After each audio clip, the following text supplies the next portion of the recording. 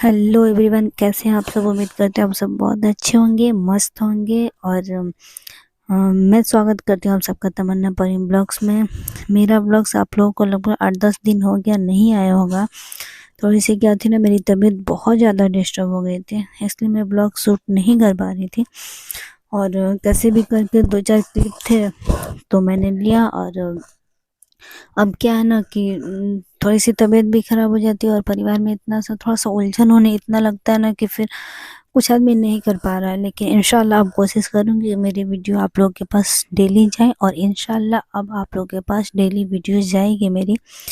तो आज का दिन है मेरा सैटरडे, और मैं यहाँ पे कुछ मेरी सुबह की रूटीन हो गई थी।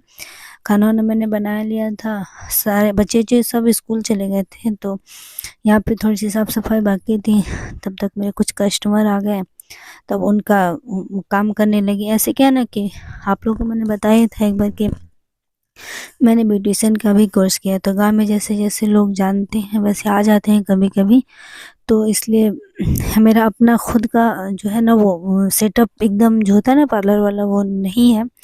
तो जैसे जैसे कस्टमर आते हैं उस हिसाब से मैं उनको कर लेती हूँ, क्योंकि अभी उतनी हाई फाई पार्लर नहीं खोल सकती, क्योंकि मैं जो हूँ ना वो देहात में हूँ। और अगर ज़्यादा पैसे इन्वेस्टमेंट कर दूँ पार्लर में तो फिर बजट नहीं हो पाता है उस हिसाब से। तो इसलिए जैसे जैसे लोग जानते हैं वैसे आ जाते हैं।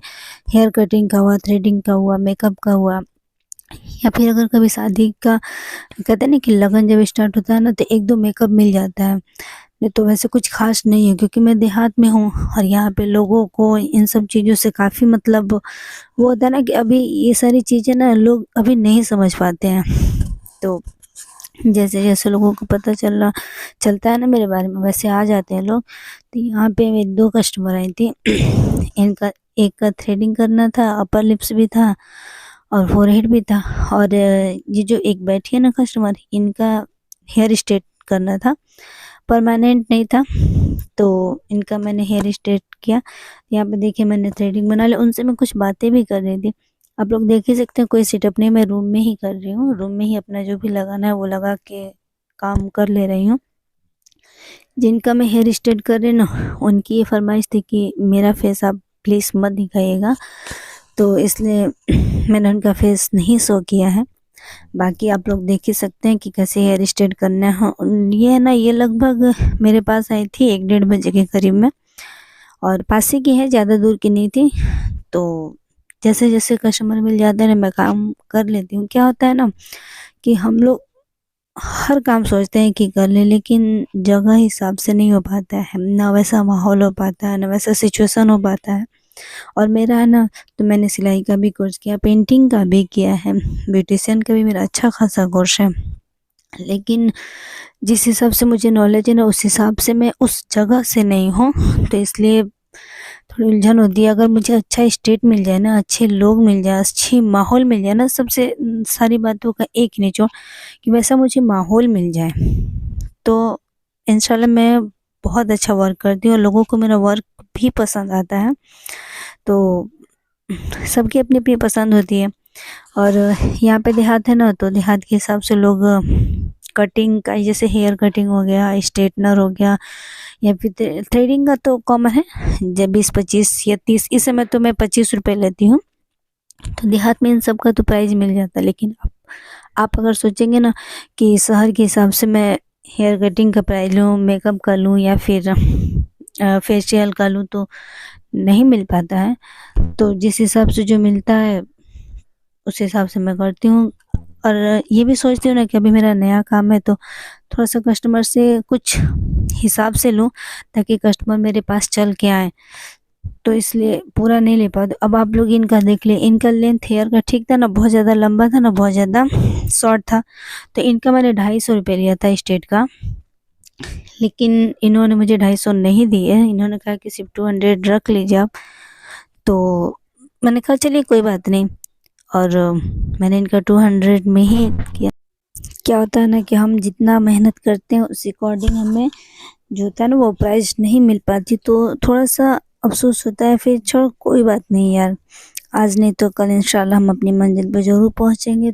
तो जैसे भी हो, अब कस्टमर को अगर अपने पास बुलाना है तो कम या बेसी तो चलता ही है। और हम लोग का काम ऐसा होता है ना कि हमारे कस्टमर जैसे भी हैं, क्योंकि कस्टमर से ही हमारी जो कस्टमर होते हैं ना, उन्हीं से हमारी रोजी रोटी चलती है। तो इनको नाखुश भी हम नहीं कर सकते और मना भी नहीं कर सकते, क्योंकि जो हमारा रिस्क होता है ना, किस बहाने से खुदा हमें देते हैं हमें नहीं पता। तो जितना में हो हमारे लगे कि इसमें मेरा बजट हो भी सकता है, तो लॉस में बस नहीं जाना चाहिए, थोड़ा कम ही सही, लेकिन हमें उस हिसाब से कर लेना चाहिए, क्योंकि हम भी खुश, हमारे कस्टमर भी खुश।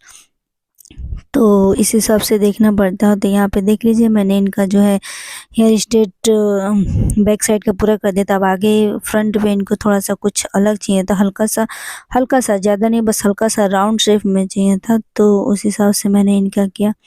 क्या ना, मैं हर काम करती हूँ, बस मुझे सो चाहिए, मैं सोचती हूँ कि मुझे वर्क मिले, तो उतना नहीं हो पाता है। तो इंशाल्लाह मैं करूँगी और मैं ब्लॉग्स भी बनाऊँगी आप लोग के लिए, और अच्छे वीडियो भी लेके आऊँगी। ये जो मेरी जिनका हेयर स्टाइल किया ना, ये मेरे पास सिलाई भी सीख चुके हैं। ये सिलाई सीखने आती थी, अब इनकी मैरिज नहीं हुई थी, तो हमारे से इन्होंने सिलाई का ही कोर्स किया था। और ये देखिए मेरी गोद में जो ना, वो इन्हीं की बेबी है। तो इनको मैंने लेके खेला, क्योंकि जो लोग अक्सर बच्चियाँ जो मेरे पास सीखने आती हैं ना, वो हमसे जुड़ जाती हैं। तो उनसे क्या होता है ना कि एक अच्छी रिश्ता सा जुड़ जाता है उनसे। तो बस वही होता है। और देखिए, मैंने आप लोगों से बताया था ना कि 8-10 दिन तक मेरी तबीयत बहुत ज़्यादा ख़राब थी। तो ये है मेरे हस्बैंड, देखिए यहाँ पे मेरे बच्चों को ट्यूशन पढ़ा रहे हैं।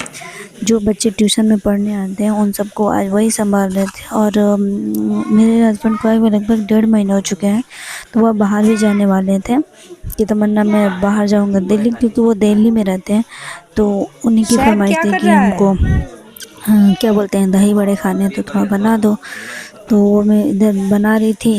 देखिए ये सब मैं दही बड़े बना रही थी, ताकि बना दो वो खा लें। और वो मेरे बच्चों को संभाल रहे थे कि तमन्ना क्या ना कि थोड़ा सा आप लोगों को मैंने बताया था कि थोड़ी सी माइग्रेन की प्रॉब्लम है। सर में इतनी काफ़ी दर्द रहती है ना कि कभी कभी इतना बढ़ जाता है ना कि मेरी हालत बहुत ज़्यादा सीरियस हो जाती है, मैं कुछ भी नहीं कर पाती हूँ। तो थोड़ा बहुत मेरी तबीयत हल्की फुल्की आराम थी, तो यहाँ पे मैं बना रही थी और वो मेरे बच्चों को संभाल रहे थे, पढ़ा भी रहे थे। तो क्या ना कि जो बच्चे 3 से 4 आते हैं ना, वो छोटे क्लास के होते हैं। तो उन सब छोटे छोटे बच्चों को ये संभाल रहे थे, क्योंकि बड़े बच्चों को तो संभाल नहीं पाएंगे, तो छोटे बच्चों को ये संभाल रहे थे। तो यहाँ पे देखिए, ये मेरे सारे बच्चे हैं जो इन लोगों को ये देख रहे हैं, कुछ कॉपी भी चेक कर रहे होंगे। सवाल वाल ये मल्टीप्लाई होता है, डिवाइडेड होता है, ऐड करना होता है, माइनस होता है। तो यही सब है। आप लोग, आपको हमारा वीडियो अच्छा लगा तो लाइक